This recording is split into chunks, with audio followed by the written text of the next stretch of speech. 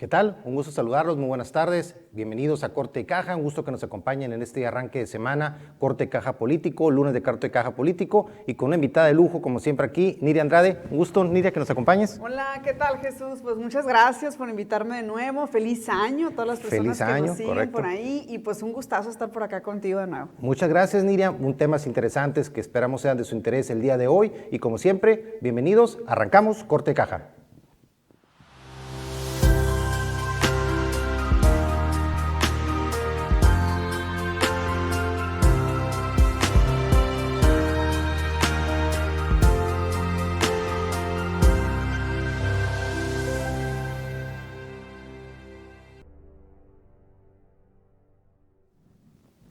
Y bien, un gusto que nos sigan acompañando en Corte de Caja. Bueno, muchos temas que pueden ser de su interés para este arranque de semana. Como bien comenta Niria, pues un arranque de año prácticamente todavía para muchos esta semana. La semana pasada de pronto fue un poquito irregular para muchos. Pero bueno, arrancamos esta semana y de los temas que tenemos en la agenda, bueno, pues así como ven con el cubrebocas, yo creo que muchas de las personas que están viendo este programa así están en esta situación en el día de hoy. ¿Por qué? Porque estamos en un repunte súper alarmante en el tema de casos de COVID a nivel nacional. Sonora no es la excepción, vamos a platicar de ello. También una proyección de riesgos políticos para el 2022. Hay ahí un análisis interesantes de varias empresas consultoras nacionales que están haciendo proyecciones de algunos probables riesgos políticos que pudiera haber para este 2022. Creo que importante el analizarlos con alguien como Niria, que tiene una perspectiva integral de los diferentes temas. También hay temas ya de procesos internos en los propios partidos políticos. Uno de ellos es Morena, donde habría ya jaloneos en el interior, sobre todo por el tema de las candidaturas de las gobernaturas del país. Así que bueno, son algunos de los temas que tenemos el día de hoy. Y bueno, arrancamos con Niria, precisamente el tema del repunte. Sube como la espuma los casos de COVID. Estamos prácticamente en niveles superiores al máximo pico anterior, que era el de agosto del año pasado.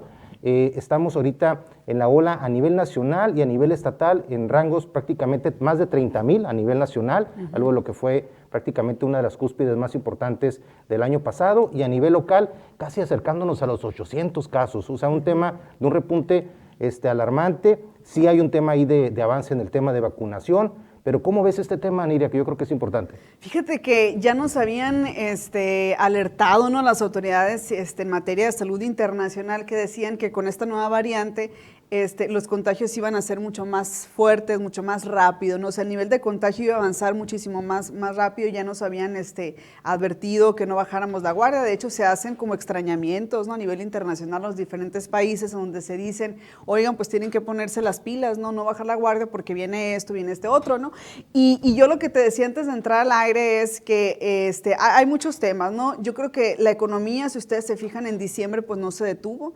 O sea, no hubo un control, por así decirlo, de la afluencia de la gente, de los movimientos. Veíamos, por ejemplo, en todas las ciudades cómo la gente se aglomeraba para comprar. O sea, entendemos que la parte económica y la reactivación era fundamental, era importante, pero quizá no hubo una planeación estratégica, ¿no?, para controlar un poquito los casos, porque muchos de los casos que estamos viviendo ahorita es gente que se contagió a finales de año. Correcto. O gente que ya se contagió en diciembre, en esa época en donde la verdad sí hubo mucho, la gente se relajó demasiado. Yo aquí traigo mi cubreboca, nada más para decir, ¿no? Y la otra también es el tema de vacunación. Yo te decía ahorita que sí considero muy, pero muy importante y a la vez lamentable que el gobierno federal haya dejado tan desprotegido el sector salud y educativo. O sea, el sector educativo, que ya va a regresar a clases, apenas está viendo la posibilidad, o ya apenas se va a iniciar la vacunación, que sería para maestros, por ejemplo, la segunda dosis apenas para el sector académico.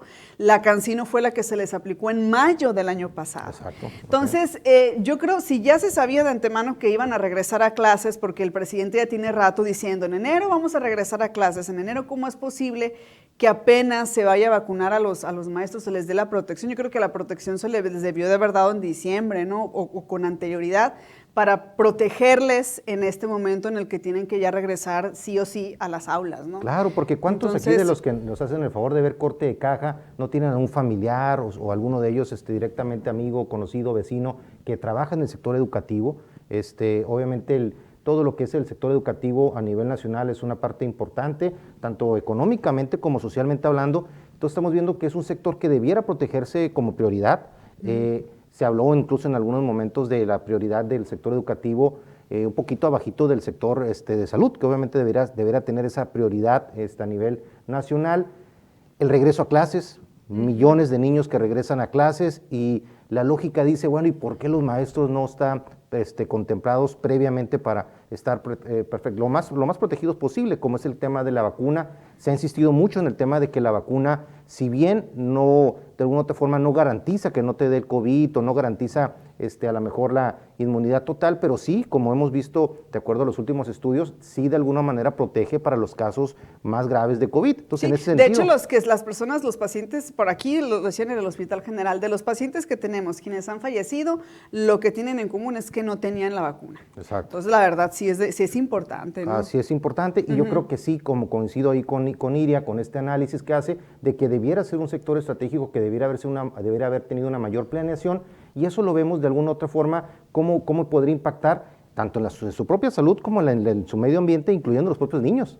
Sí, exactamente. ¿No? Ahora la pregunta está también en qué tanto asistencia van a tener, porque esta situación de que algunos les den clases presenciales y a otros virtuales no va a funcionar, definitivamente no. Y si muchos papás están pensando en que los estudiantes sigan en casa, la mala noticia es que no hay una garantía de verdad de que les den la misma atención o mismo tratamiento de que se les da a quienes ya van a estar yendo a las aulas. No sé, es un tema muy complejo porque también para el personal docente pues va a representar una carga, una doble carga, triple quizá, ¿no? Claro, entonces, ¿no? Sí, es todo un tema también, ¿no? Y el tema también de una otra forma de los mensajes políticos respecto a eso, o sea, el que de pronto haya mensajes políticos por un lado, haya los términos médicos por otro lado, y que genere confusión en la sociedad. Yo creo que eso también deberíamos analizar. Vamos a retomar este tema para cerrarlo y pasar al siguiente tema después del corte, así que siga con nosotros, estás en Corte de Caja.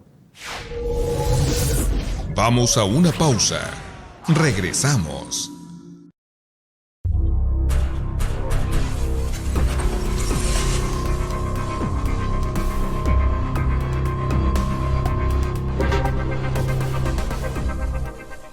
De primera mano las noticias. Estamos listos para llenar esa necesidad de informarse de usted, pero en tiempo real. Y adelante, por favor, Gerardo. Donde la gente necesita. Vida al interior del instituto. Ha llegado al poder de todo, de primera mano con Ruiz Guirrín. Con el estilo único de Francisco Javier Ruiz Guirrín. De primera mano.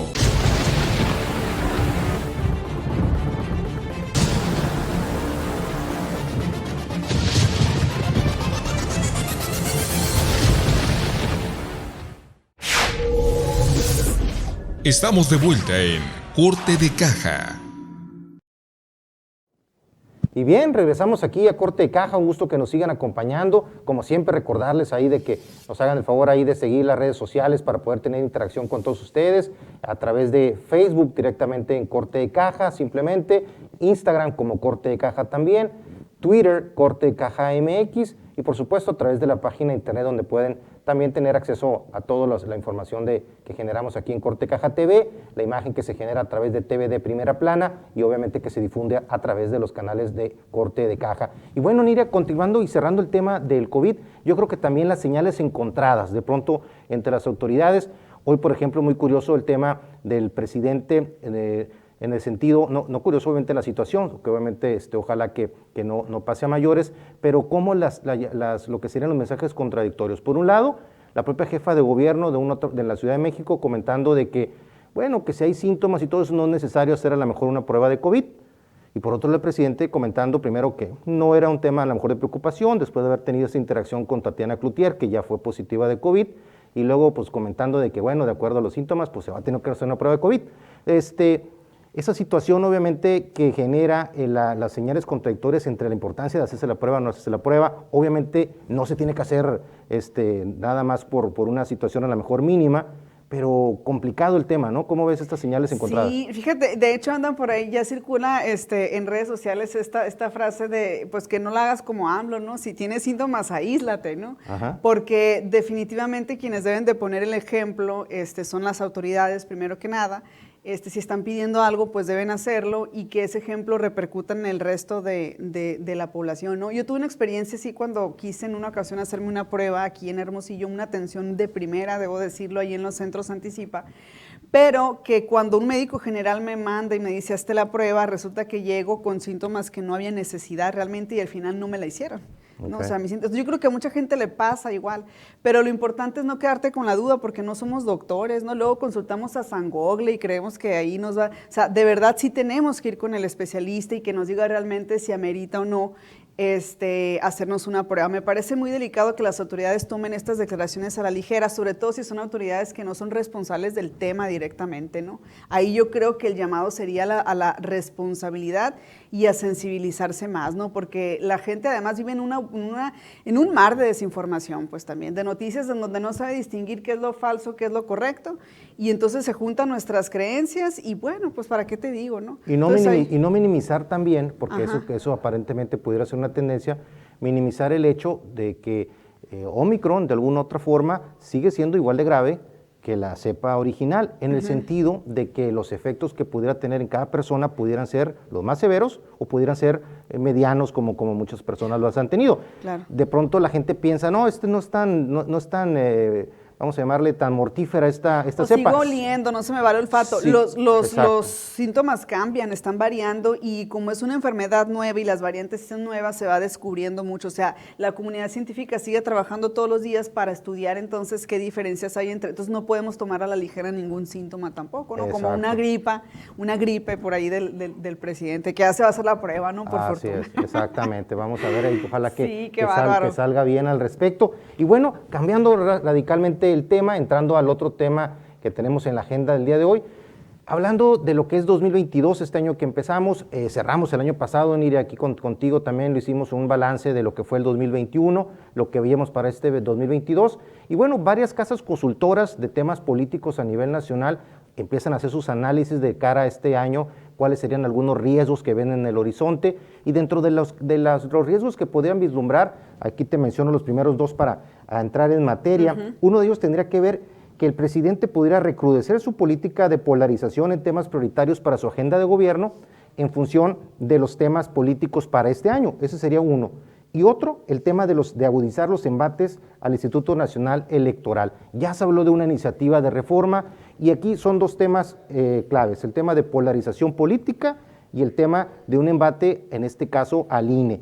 ¿Cómo ves tú este tema? ¿Lo ves tú como puntos importantes de probable, vamos a llamarle, riesgo político en el país? ¿Cómo ves estos dos puntos? Fíjate que yo los veo como los dos puntos más importantes, ¿no? Para la agenda de este 2022. A mí me queda claro que el presidente pues va a seguir, ¿no? Y utiliza mucho a su favor toda esta dinámica de manejo de medios, la conferencia mañanera que sigue siendo además todo un reto y que sigue siendo increíble cómo se mantiene, ¿no? Y cómo genera y dicta la agenda todos los días, ¿no? Esto lo está aprovechando evidentemente a su favor el presidente, lo va a seguir aprovechando. Nos queda claro que el tema de obra, programas sociales y la revocación de mandato, pues van a seguir, ¿no? A mí sí me parece muy delicado, la verdad, lo que está pasando con el INE. Yo creo que si revisamos históricamente todo lo que pasó primero cuando era IFE, Instituto Federal Electoral, luego la transición a INE, pero cómo este sistema tuvo entonces que generar cambios importantes desde su estructura interna para posteriormente garantizar un piso parejo en la democracia, en las elecciones en México, es una de las, desde mi punto de vista, de los cambios más admirables que se ha dado en México, ¿no? Me parece, de verdad, sí considero que es importante y no menospreciar y no hacerlo de lado, ¿no? Entonces, por eso también están ahí como que los agarrones. A mí me parece muy bien y muy sano, ¿no? Que el instituto salga a defender su parte, pero a mí lo que me llama mucho la atención es la postura del presidente. Creo que en otras ocasiones a lo mejor los presidentes no eran públicamente lo que hace López Obrador, ¿no? De confrontar, de esa como casi guerra, de casi no estás de acuerdo conmigo, no esto, pues no las vamos a... Sí se me hace como mucha confrontación, ¿no? Por parte del presidente. No digo que en otros sexenios quizá no lo hubo, pero por lo menos los presidentes no se manifestaban así, ¿no? Y eso me llama mucho la atención. Claro, y yo creo que dentro de las aristas también analizar ahí, Nira, si probablemente estés ahí de acuerdo, es de que por un lado definitivamente el INE, dado esos logros que tú comentas, avances que ha tenido, que son reconocidos por la mayor parte de la sociedad, pero también está en un punto de inflexión en el que el INE tiene que buscar la manera de ser más eficientes desde el punto de vista económico. ¿En qué Por sentido? supuesto. Porque el costo, como comentan algunos analistas, el costo de la democracia es elevado, que es a través de la forma como ha estado operando el INE. Eso ha dado confiabilidad en los resultados electorales, etcétera. Pero yo creo que también en la parte de eficiencia en el gasto se debe de pasar, el INE debería de pasar a una etapa en la que sea eficiente el tema del gasto y quizás, ¿por qué no discutir temas que a lo mejor algunos todavía no le quieren dar, como el tema del voto electrónico? ¿Por qué no el voto electrónico, por ejemplo, empezarle a dar cada vez mayor importancia?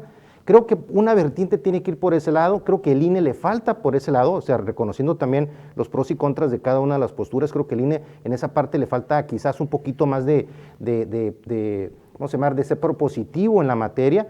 Y por supuesto, por el otro lado, también el extremo de quererlo llevar a mínimos el tamaño del INE, obviamente que podría generar de alguna otra forma también pues el lado contrario, ¿no? No sé qué opinas al respecto. Oye, sí, fíjate, la verdad es que yo sí considero que hay temas muy importantes. El voto cuesta mucho y me parece que todavía falta fortalecer más la participación de la gente, ¿no? Me parece que hay todavía mucho por hacer porque nos seguimos quedando muy cortos y cortas en México con la cantidad de personas que sale a votar y le invierten bastante, pues no, ese es un tema. Yo no sé si las consultas que se pretenden hacer, si todo esto que propone el presidente que haga el INE realmente sea un tema que a la gente en general le importe o le interese, ¿no? Yo creo que tiene seguramente cada familia temas más importantes, no digo que no sea importante, ¿no? Pero en la lista de prioridades de temas, yo sinceramente no creo que esté como en el top 5, ¿no? La revocación de mandato, te soy muy sincera, para la mayoría de la gente. Probablemente quienes estamos en esto sí, pero a la mayoría de la gente, pues la verdad no, ¿no? Entonces el INE todavía tiene un paquete muy, muy importante en ese sentido. Y ya nada más interrumpo así rapidito porque ya nos está pasando aquí fíjate que el presidente acaba de decir que está contagiado de COVID. Que sí, que sí nos acaba de pasar aquí nuestro Alberto, nuestro productor, aquí ahorita que Alberto que está en todo, pues aquí. Que está en todo y acá está fresquecito. Sí. Bueno, estos síntomas entonces que empezaron como leves y empezó todo a través de la reunión esta que tuvo con Tatiana Cloutier y bueno, finalmente pues llega un momento en el que se confirma esto, algo que muchísimas personas en su momento pues buscaban de que el presidente evitara muchas de las actividades que estuvo realizando durante tanto tiempo, la forma como las hacía. Algunos dirán, fue culpa de López-Gatell, a lo mejor de que era, siempre lo manejó el presidente como su doctor de cabecera sobre estos temas. Bueno, vamos a tener que darle un poquito de vuelta a este tema regresando del corte antes de pasar al siguiente y como siempre, sigan con nosotros, estamos en Corte de Caja. Vamos a una pausa. Regresamos.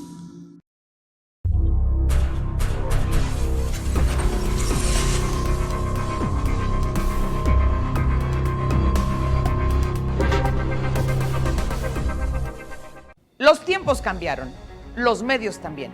Evolucionamos nuestra manera de informar.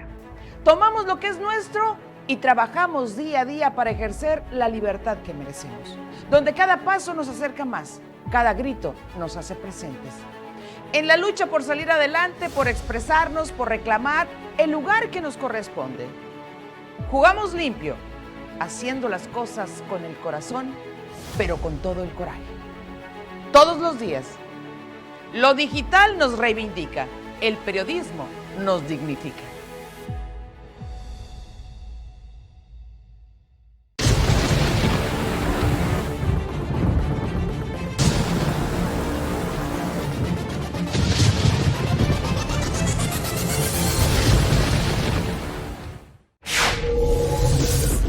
Estamos de vuelta en Corte de Caja. Que deseo consultarle. El primero es, lo escucho un poquito ronco en el tema de... Amanecí ronco. Sí, si nos puede hablar un poco de eso. Voy a hacer la prueba más tarde, pero yo creo que es gripe. Esperen. De todas maneras. Sí, a cuidarse. Lo que comentábamos, ¿no? Ahorita, Niria, ahí está, gracias a Alberto Moreno, aquí también a Juan y a Sebastián en cabina, ahí que nos apoyaron ahí con el material. Lo que comentamos ahorita, pues de lo ronco, pues pasó a finalmente a la confirmación del COVID. Como dirían algunos, ¿fue culpa de López-Gatell, Niria? No, pero fíjate, me preocupa mucho esto que acaba de decir. Yo creo que es es que de verdad no puedo, no somos especialistas, o sea, no somos quienes para decir lo que tenemos que es, o sea, tenemos que ir a un médico y esto que hace el presidente es lo que hacemos la mayoría, desafortunadamente. Buscamos los síntomas en Google y ya, ¿no? Pues ahí nos da muchos... O nos tranquilizamos o nos asustamos más, ¿no? O nos vamos a morir ya, una de dos, porque la aparte, ¿cuántas veces no nos hemos muerto por andar consultando ahí los síntomas? Entonces, esto es lo que no debemos de permitirnos hacer. O sea, suponer que lo que nos está pasando, sobre todo con algo tan valioso que nuestra salud, es una cosa u otra. Desafortunadamente, pues ahí está. Ahora todos los secretarios y las secretarias de Estado, todas las personas que estuvieron en contacto con el presidente, pues van a tener que hacer una prueba también, ¿no? Claro, y van a ir saliendo seguramente más personas contagiadas. Y esto es una cadenita, ¿no? Ahorita esto es noticia que acaba en este momento de darse a conocer. Habrá, por supuesto, mayores análisis durante el resto de la tarde, el día de mañana seguramente. Pero en esto que es ahorita actualidad pura, vemos cómo de alguna u otra forma, como bien mencionas tú, todas las implicaciones que esto tiene, ¿no? Por supuesto que deseamos que el presidente se restablezca cuanto antes, es el líder de nuestro país, es el presidente, importante que supere esta enfermedad lo más pronto posible, seguramente tendrá un equipo de especialistas a su lado para ayudarlo a salir de esto lo más rápido posible, pero como bien comentas tú, Niria, de alguna u otra forma, podría preverse este escenario, dada la forma como estaban realizando las actividades cercanas al presidente, sí. ¿no? Y hay que recordar que fue muy criticado porque además se negaba a usar el cubrebocas, ¿no? ¿Cuántas veces no se le vio en eventos públicos? O sea, entendemos que cuando estás hablando, pues para una mayor comunidad que se te entienda el tema de la articulación y esto, pero de verdad había otras ocasiones en las que, pues si estás cerca de gente, pues debes de protegerse, y eso fue una crítica muy constante que se le ha hecho al presidente, ¿no? Claro, entonces esto como ahorita lo comentamos, pues bueno, es un tema ahí, ojalá que se recupere rápido el presidente, y volvemos a poner el tema con el que empezamos el día, prácticamente como espuma, la escalada del COVID-19, muy contagiosa esta nueva cepa, como bien comenta Niria, todas las personas que han estado de alguna u otra forma conviviendo con el presidente cercanamente, las que no usan cubrebocas en especial, tendrán obviamente que hacerse las pruebas necesarias para evitar cualquier situación ahí. Y esto nos pone con otros de los puntos que teníamos en la agenda, que tiene que ver con la previsión de escenarios como los que están pasando ahorita con el COVID y la capacidad del sistema de salud para poder atender esta situación. ¿Cómo ves tú, dada la evolución que ha habido, dada la experiencia que ha habido en el sistema de salud nacional y estatal, que estemos preparados para un probable crecimiento exponencial del tema de COVID? ¿Cómo lo ves? Mira, la ocupación hospitalaria siempre ha sido un tema muy, muy complejo, porque hay que recordar que cuando la pandemia surgió, se tuvieron entonces en los hospitales, en los centros médicos, que habilitar espacios específicos para la atención de este tipo de pacientes, ¿no? Que tenían que aislarse y con cuidados muy específicos, ¿no? Inversiones también que en algunos casos, en algunos estados se hicieron, etcétera, etcétera, para poder contar con todo el equipamiento, ¿no? Y la disposición y poder dar atención a las personas. Entonces, no es un secreto que es un foco rojo, ¿no? Tanto en el sistema público como en el privado. Ya hay por ahí, estuve leyendo en la mañana información de que en algunas alcaldías de la Ciudad de México ya estaban al tope en saturación de hospitales por la cantidad de contagios. Entonces, no creo yo, o sea, yo considero que tenemos que tener mucho cuidado, ¿no? Y estar muy pendientes. Acá también puede ocurrir, ¿no? Acá también. Y otra cosa que nos han dicho siempre las autoridades es mucho cuidado también con las personas o sea, hay que ver las características de las personas que van y dan a los hospitales y se quedan ahí, no tienen la vacuna tampoco, eso también es un componente por ahí que tienen en común, pero yo sí creo que es un tema preocupante el tema de la ocupación, ¿no? Hospitalaria. Claro, que aquí en este caso, en el caso de Sonora, pues con un nuevo secretario de Salud, Alomía, que está a cargo ya de esta cartera, importante la manera como vaya a manejar toda la estrategia para encarar esta situación. Le está tocando, como comentamos ahorita, un crecimiento exponencial de todo esto. Hay la experiencia nacional que él tiene, porque él estuvo involucrado en lo que sería la atención de las primeras olas cuando estaba en el gobierno federal. Ahora en el gobierno estatal tendrá obviamente pues mayor experiencia para poder sacar esto adelante, pero tenemos que llegar a esa etapa, como bien comenta Niria, de no confiarnos, de no estar esperando que esta situación sea un poco a lo mejor más leve que las anteriores. Yo creo que es una situación que debe de alguna u otra forma atenderse como prioritaria, sin obviamente que implique un tema de pánico ni nada por el estilo, ¿no? Así que importante darle seguimiento a este tema. Pero bueno, vamos a seguir con los temas de la agenda después de este corte, así que siga con nosotros, estamos en Corte de Caja. Vamos a una pausa. Regresamos.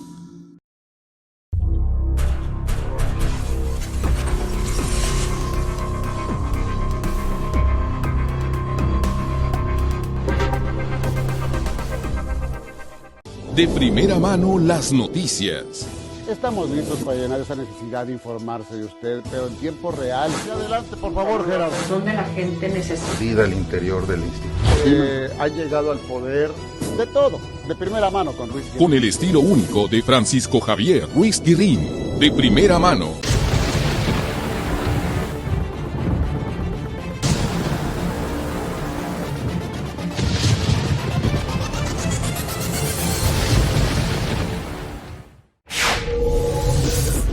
Estamos de vuelta en Corte de Caja. Y bien, continuamos aquí en Corte de Caja, un gusto que nos siga acompañando en este arranque de semana, lunes, Corte de Caja Político, con la presencia aquí de Niria Andrade, presencia de lujo aquí que nos acompañe en este programa. Y siguiendo con los temas de la agenda de probables riesgos para este 2022, está el tema del crimen organizado. Ahí nomás te los paso, Niria, el crimen organizado y reforma energética. Dos temas que ya estaban en la agenda, obviamente, 2021, ahora lo estamos en 2022 y siguen estando presentes, tendrán una característica diferente a como estuvieron el año pasado. ¿Cómo ves estos dos temas? Ok, mira, fíjate, en el tema de la reforma energética, fíjate, me parece bien interesante, ¿no?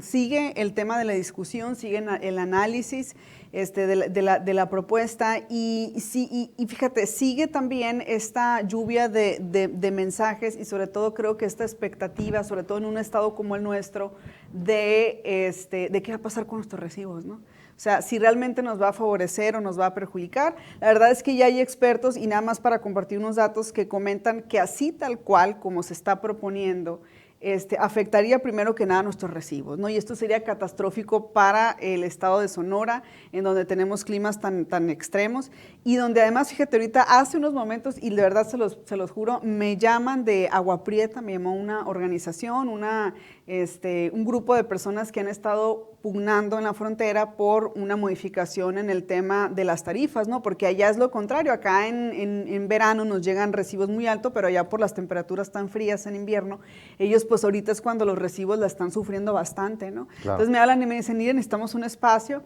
para que este tema llegue al gobernador Alfonso Durazo. O sea, queremos que allá en Hermosillo nos escuchen, estamos acá en Agua Prieta y no llegamos a un acuerdo con la Comisión Federal de Electricidad por el tema de las tarifas, ¿no? Entonces a mí me parece que es un tema muy importante para todo el país, pero para una entidad como Sonora es crucial. Los expertos dicen y aseguran que se van a encarecer los recibos. Yo nada más leo lo que dicen los expertos, ¿no? Porque hay quienes saben del tema. También dicen que va a haber más apagones, por ejemplo, ¿no? Por el tema de la capacidad que tenga o no de la Comisión Federal de Electricidad del manejo, pues, de sus estructuras y todo. Ven muy complejo el tema de que se monopolice también, de que no haya otra posibilidad, ¿no? Que se le siga dando, pues, más monopolio, y muchas otras situaciones ahí que ven como preocupante, ¿no? Darle más facultades y seguirle dando más poder a la comisión, ¿no? Que ya sabemos que además es buenísima para cortar luego el servicio si no pagamos, ¿no? Entonces a mí sí me parece un tema preocupante y que sobre ese tema hay muchas repercusiones alrededor, ¿eh? No es un tema que se debe tomar a la ligera. Yo creo que se están informando ellos y la gente ha quedado como muy rezagada en todo este proceso de información, en todo este proceso de conocer un poquito más, y sí creo yo que es importante que estemos muy pendientes porque al final de cuentas es nuestro recibo y somos a quienes nos va a perjudicar o nos va a beneficiar en todo caso, ¿no? Totalmente de acuerdo, Niria, y si lo vemos desde una perspectiva global, o sea, vemos que el tema de energía, en la electricidad es una de las fuentes de energía más importantes, es de los elementos que más pega en los precios de productos y servicios. Claro. Estamos en una situación en México, platicábamos al cierre del año pasado, una inflación arriba del 8%, la máxima inflación en los últimos 20 años. eso con los productos relacionados con la canasta básica, pero si vemos a los productos del día a día, al supermercado, cuando vamos y adquirimos algún bien y servicio, ahorita que estamos arrancando el año, cómo se reetiquetaron prácticamente todos los productos, el ama de casa, quien nos hace el favor de ver corte de caja, conoce que si va al supermercado, cómo vivió estos incrementos durante todo el año y ahora en este arranque de año vio todavía un incremento adicional y muchos de estos incrementos están relacionados con los vaivenes de los costos de energía. Y en este caso la energía eléctrica es uno de los insumos más importantes y por ahí es donde impacta, porque de pronto vemos ahí gente que dice, bueno, es que a mí no me importa mucho el tema de la reforma energética, no me pega, pero aquí es donde vemos lo importante que pudiera ser y sin lugar a dudas estará en la agenda de riesgos porque es un tema que se ha politizado mucho, pero que involucra muchísimo dinero. Y Sonora, involucra nuestros bolsillos y Sonora juega un papel muy interesante en esto, ¿por qué? Número uno, hay un proyecto solar sumamente ambicioso que está anunciado para nuestro estado. El gobernador ha dado detalles sobre el mismo. No se ha confirmado exactamente cuánto sería la cantidad que pudiera tener para poder arrancar este proyecto este año. Ahí hay un monto en el presupuesto que cambiaría en lo que fue el último borrador del presupuesto aprobado. Y en función de eso sería la inversión inicial para un proyecto con unas dimensiones importantísimas, pero que requeriría de entrada una interconexión con la red nacional que tenemos a través del estado de Sonora. En ese sentido, la inversión que requerirá este proyecto es sumamente elevada, pero el proyecto es sumamente ambicioso e interesante. Y por otro lado, Sonora, al momento que se detienen los proyectos de energía solar con privados, de alguna u otra forma se ve impactado porque muchos de esos proyectos a nivel nacional, de muchos de los más importantes, son en Sonora, porque Sonora tiene todas las condiciones para ser uno de los estados más relevantes en el ámbito de generación de energía solar. Entonces, por muchos lados nos pega Sonora el tema de la reforma energética. Hay temas en los que a lo mejor Sonora no tiene una importancia como otros estados, pero en este caso Sonora, por su situación geográfica, por su tema ahí de los proyectos que estamos platicando, sí la tiene en el tema de energía solar y creo que muy, muy pendiente de lo que se avances o que pudiera tener esta reforma. Pero bueno, vamos a continuar con esta agenda de riesgos para el 2022 que tenemos aquí preparada para ustedes. Siga con nosotros, estás en Corte de Caja.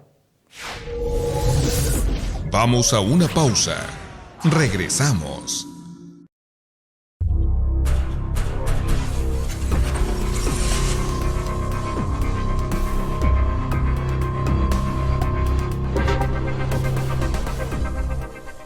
De primera mano las noticias. Estamos listos para llenar esa necesidad de informarse de usted, pero en tiempo real. Y adelante, por favor, Gerardo. Donde la gente necesita. Vida al interior del instituto. Ha llegado al poder de todo, de primera mano con Ruiz Guirrín. Con el estilo único de Francisco Javier Ruiz Guirrín. De primera mano.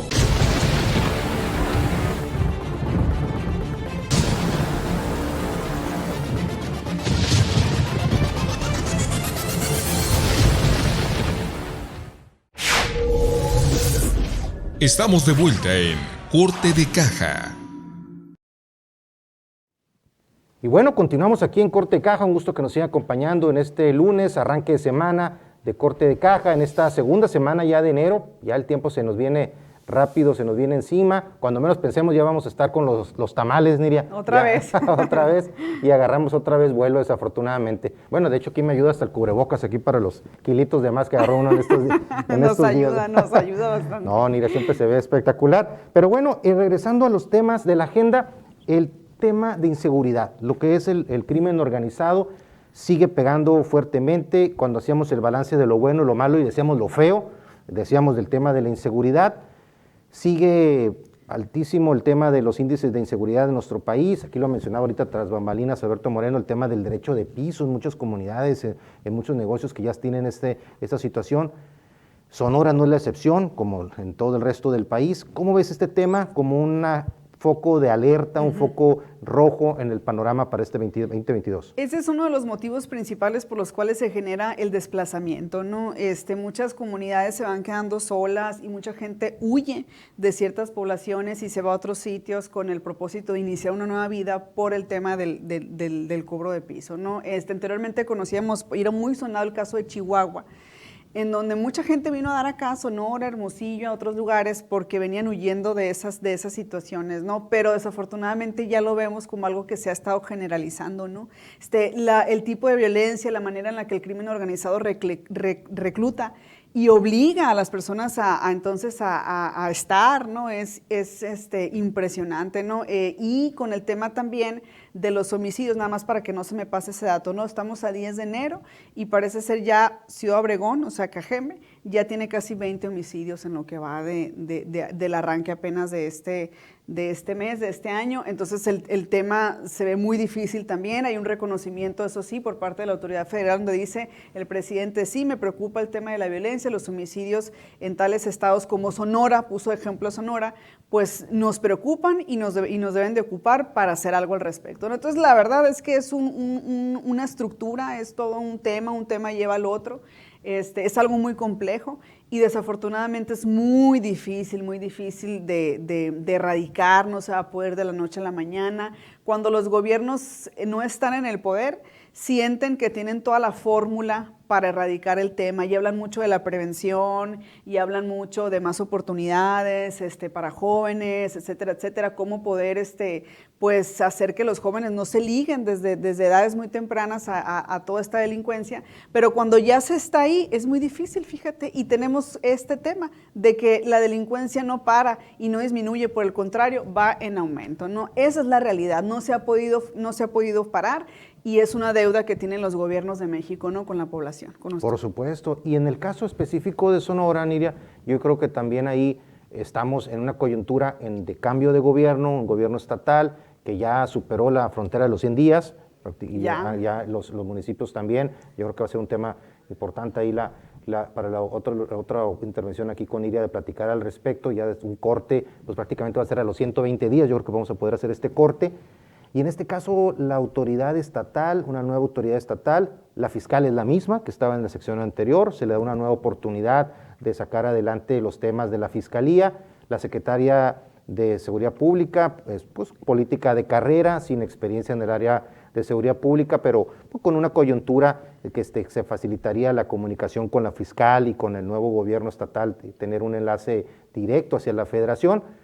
Y no vemos avances, Niria, no vemos avances, no seguimos en el tema de las mesas de seguridad, las firmas de convenios, los casos sonados como los de Guaymas que siguen sin resolverse, que no se ve avances en la investigación, la carencia de investigación en general, lo hemos platicado aquí, como la investigación en general es un mito, ni siquiera los casos de alto impacto como este que estamos contemplando, platicando sobre Guaymas, ha tenido resultados al respecto.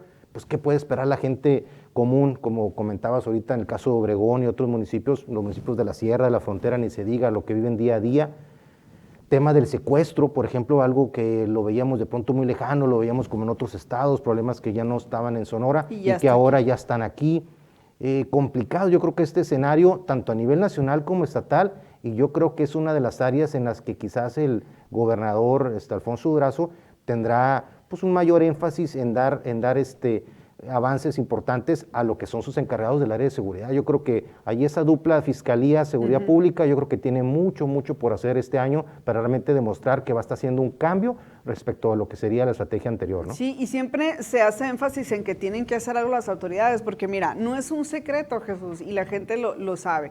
Tú te vas a una comunidad pequeña, un municipio a lo mejor no tan grande como Hermosillo, como Guaymas, municipios más pequeños, y en esos municipios la gente conoce perfectamente quiénes son esos delincuentes, ¿no? Que están ahí, porque ellos al final de cuentas son los que mandan en esos lugares, ¿no? Claro. Ellos deciden quién entra, quién sale, ellos se toman justicia por su propia mano y realmente no se es libre para poder estar a ciertas horas en tales sitios, ¿no? La gente eso lo sabe perfectamente. Si lo sabe la gente en su día a día, pues también la autoridad tiene conocimiento de ello, ¿no? Y lo que se les pide entonces es que actúen sobre eso que conocen, pues, ¿no? Que no sean, pareciera entonces que son partícipes o que toleran ciertas cosas cuando está en riesgo la integridad de las personas, ¿no? Y de gente inocente, porque hay que decirlo, no todas las personas que luego resultan afectadas por la violencia, que son lesionadas o asesinadas, tienen que ver con esto realmente, ¿no? Yo creo que ya pasó esa época en la que la autoridad acostumbraba a generar expedientes delictivos a la gente que fallecía para lavarse las manos o no reconocer que se moría gente inocente, ¿no? Hay que decirlo, sí pasa. Claro. Sí pasa. Entonces ahí sí creo que hay también mucho por hacer en ese tema y cada vez se pone mucho más difícil. Pasa el tiempo y cada vez es más complejo el asunto. Y hay situaciones como el tema de salud pública que estamos comentando ahorita del COVID, tema como el que comentábamos de la situación económica, etcétera, que de pronto bajan un poquito la intensidad de la cobertura de las noticias de la nota roja, vamos a decir así. No, claro. Pero eso, como bien comentas tú, sigue pasando todos los días desafortunadamente. Tampoco es lo ideal que los medios magnifiquen a lo mejor la parte morbosa, vamos a decir, de los Pero eventos. mira, yo creo que no se magnifica, incluso yo creo que se omite mucha información. Exacto. Que la gente sabe, y mucha gente me dice, a ver, ¿por qué no pasaron esto? Porque yo en mi colonia vi esto y en los medios no salió. Exacto. Que me decían, no, ¿pero por qué? Porque también tenemos que decirlo, ¿no? Es muy difícil ejercer el periodismo en México en este tema específico y somos de los países más vulnerables en este sentido porque la autoridad tampoco protege a los periodistas, ¿no? Claro. Entonces, mucha gente y muchos colegas que trabajan en esto, pues deciden obviamente decir, pues si yo tengo una familia que depende de mí, no me voy a arriesgar porque yo necesito estar para mi familia. Y llegamos a la autocensura, ¿no? Desafortunadamente. Sí, desafortunadamente. Yo creo que es más lo que no sale a la luz que lo que realmente se omite, ¿no? Y es por esta situación. Ese tipo de situaciones. Sí. Y el tema del crimen organizado, que ese va a ser el tema con el que vamos a abrir el siguiente segmento, también de otra manera influye con el tema electoral.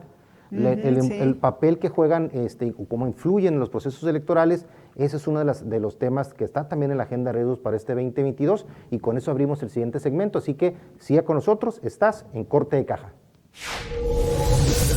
Vamos a una pausa. Regresamos.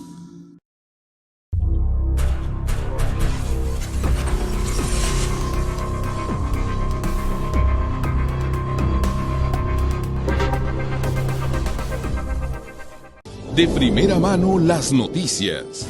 Estamos listos para llenar esa necesidad de informarse de usted, pero en tiempo real. Y adelante, por favor, Gerardo. Donde la gente necesita. Vida al interior del instituto. Ha llegado al poder de todo, de primera mano con Ruiz Guirrín. Con el estilo único de Francisco Javier Ruiz Guirrín. De primera mano.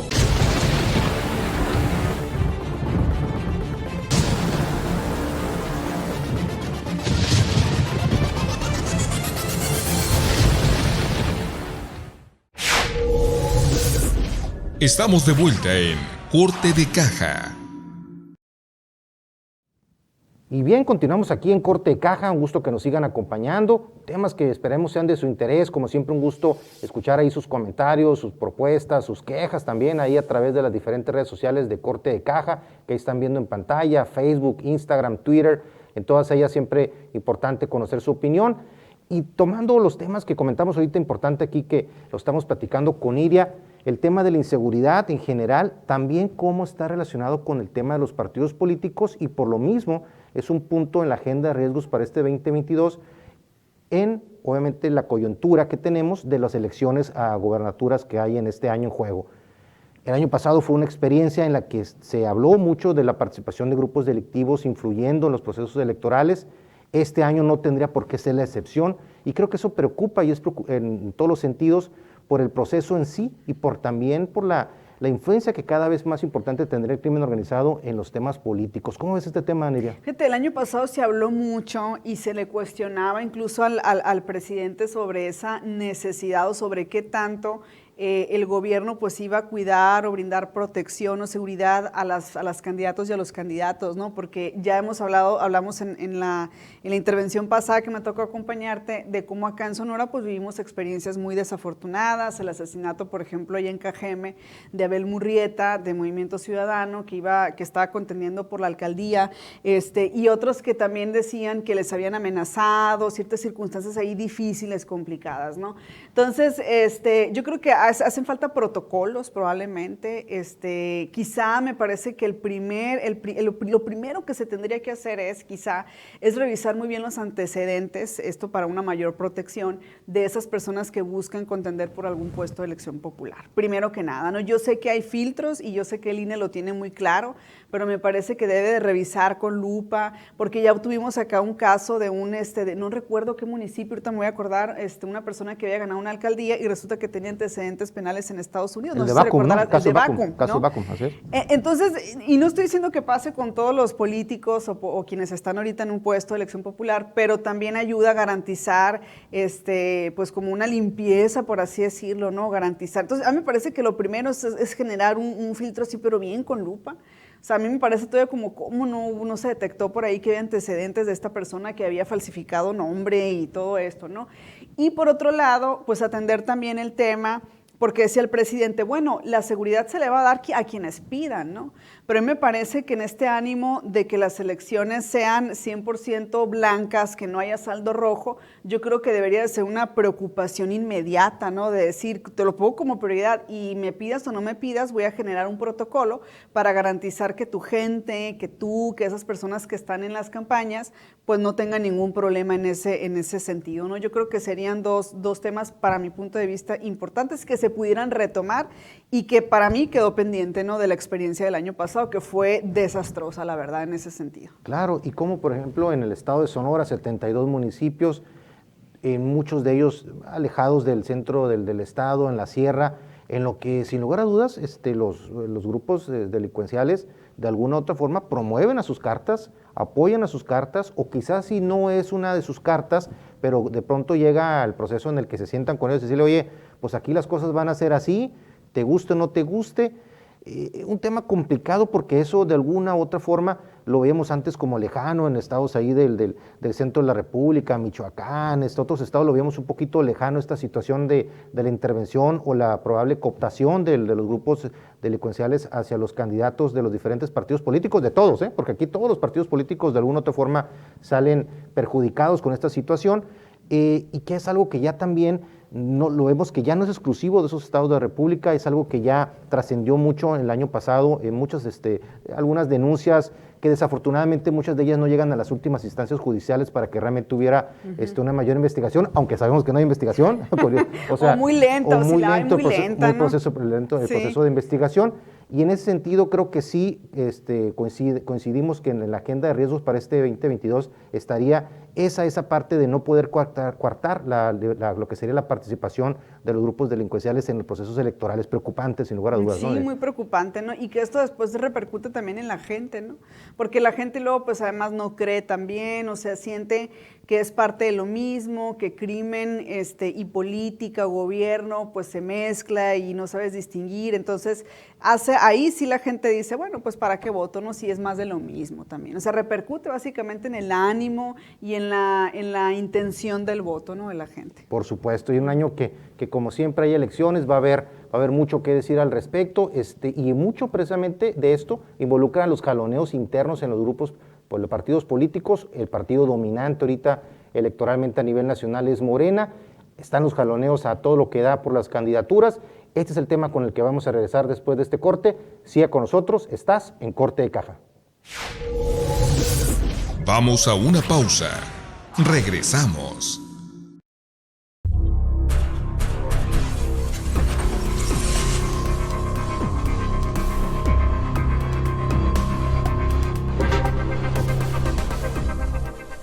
Los tiempos cambiaron, los medios también. Evolucionamos nuestra manera de informar. Tomamos lo que es nuestro y trabajamos día a día para ejercer la libertad que merecemos, donde cada paso nos acerca más, cada grito nos hace presentes.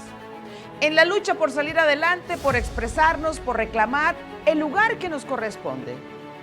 Jugamos limpio, haciendo las cosas con el corazón, pero con todo el coraje. Todos los días. Lo digital nos reivindica, el periodismo nos dignifica.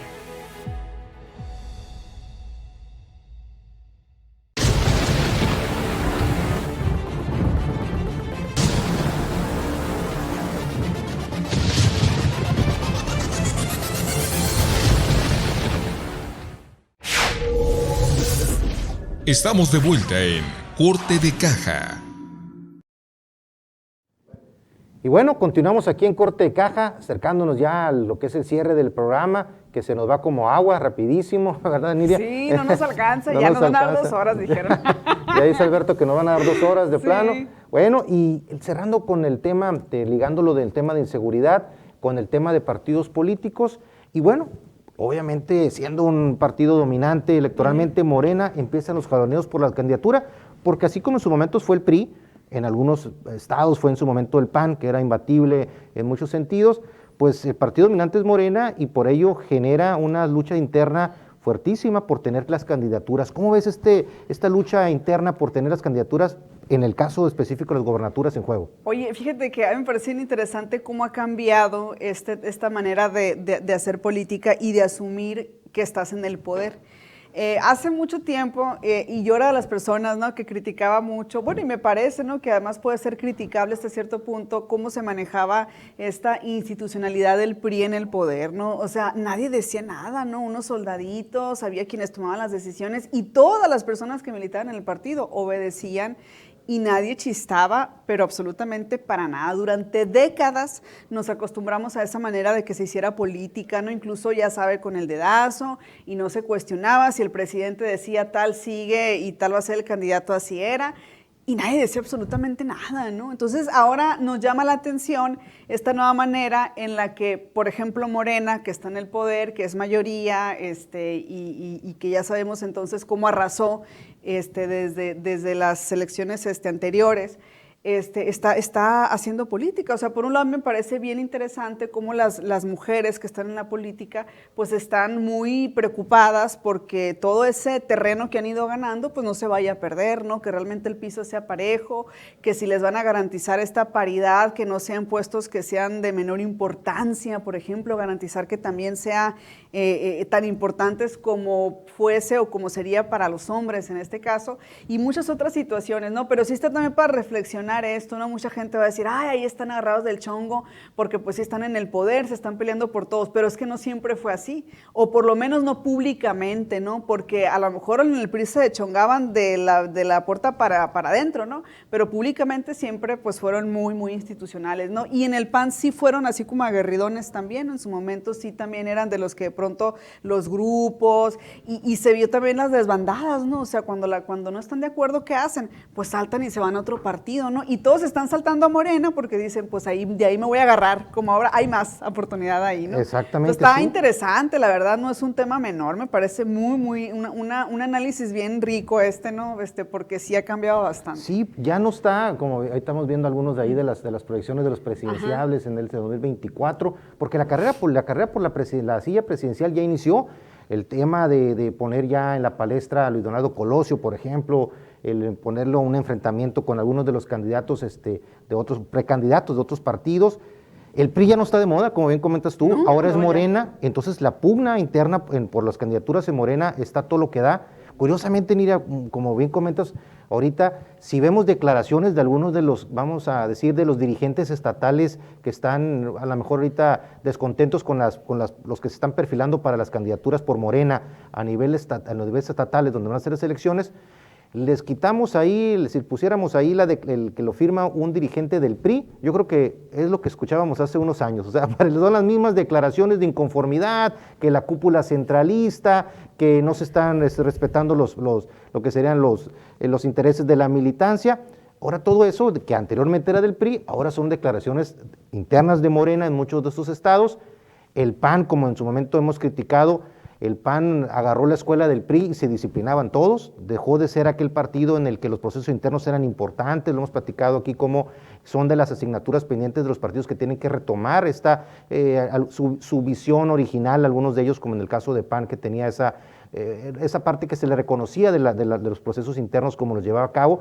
Llegó una etapa en la que le tomó lo que sería la dinámica al PRI, prácticamente, de una disciplina interna, se ponía a la persona y todo el mundo se quedaba calladito, el candidato que se elegía, y en todo ese sentido, en toda esa pugna, el que toma un poco de todos estos es Morena, y Morena vemos ahorita cómo, siendo el partido del poder, vive esta pugna interna por las candidaturas, y es algo que se va a ir agudizando conforme avancen los tiempos en dos vertientes. ¿Por qué? Porque esos estados que tienen elecciones van a incrementar lo que sería pues, el tema del debate por las candidaturas, pero a nivel nacional, el 2024 está a la vuelta de la esquina. Y el tema Sí. nacional, vemos ahí como Monreal, Claudia Sheinbaum, Marcelo Ebrard hacen cada uno de ellos sus diferentes estrategias, y todo está ya encaminado a un tema electoral. ¿Cómo ves, Nidia? Ya se nos está... Sí, ya se nos está, híjole, ya nos están Ya nos apurando. está- Nada más rapidito, a ver si alcanzo a decir esto, ¿no? Yo veo aquí dos piezas claves dentro de Morena, ¿no? Acuérdense que es un partido nuevo, es un partido reciente, ¿no? Y cuando hay un proyecto nuevo, no todo el mundo le apuesta, ¿no? Y eso es en política y en cualquier otro lugar. Es muy difícil que una persona le apueste, o no todas las personas tienen esta cualidad de apostarle a un proyecto nuevo, ¿no? Entonces hay mucha gente que se ha quedado resentida en Morena porque dice, oye, pues si yo soy de los que fundó, de los primeros, que trabajé, que me costó ir de puerta en puerta promoviendo el partido, que la gente lo conociera, y cómo es posible que venga gente de otros partidos y tenga más posibilidades que yo, que sí lo trabajé. Entonces yo veo que en Morena está mucho ese sentimiento ahorita, ¿no? Sobre todo porque es un partido reciente y pues le fue bien, y la gente quiere, quienes lo trabajaron, pues contribuir de alguna u otra manera o que les vaya mejor, ¿no? Entonces yo también veo ese sentimiento en general y la gente pues lo ha manifestado, ¿no? Quienes están ahí en esa situación. Y la importancia de que la oposición a Morena en este momento realmente se vuelva una opción competitiva, una opción viable para que los electores tengan opciones, porque también es en cierto punto lamentable el de que muchas veces no hay alternativas al partido en el poder, sea cual sea el partido del poder, que los partidos de oposición estén desarticulados y que no ofrezcan una alternativa viable que realmente le llegue a la sociedad. Así Siempre es es. importante que haya un equilibrio entre las fuerzas políticas. Pero bueno, Nidia, el tiempo nos gana, Sí. nos ganó, por eso vas a tener que regresar pronto aquí a Con Corte de mucho Caja gusto, claro, y a por Corte de Caja supuesto. Político. Un gusto que nos haya acompañado. El día de mañana, Corte de Caja Negocios, como todos los martes y los jueves, con temas relacionados con negocios y finanzas, empresas que puedan ser de su interés. Y bueno, un gusto que nos haya acompañado. Gracias a Nidia por aquí, por habernos Gracias. acompañado el día de hoy, y a ustedes por habernos acompañado aquí. Así que, como siempre, deseándolos mejor, Dios los bendiga, y seguimos en Corte de Caja en el próximo programa. Y como siempre, mucho éxito y adelante.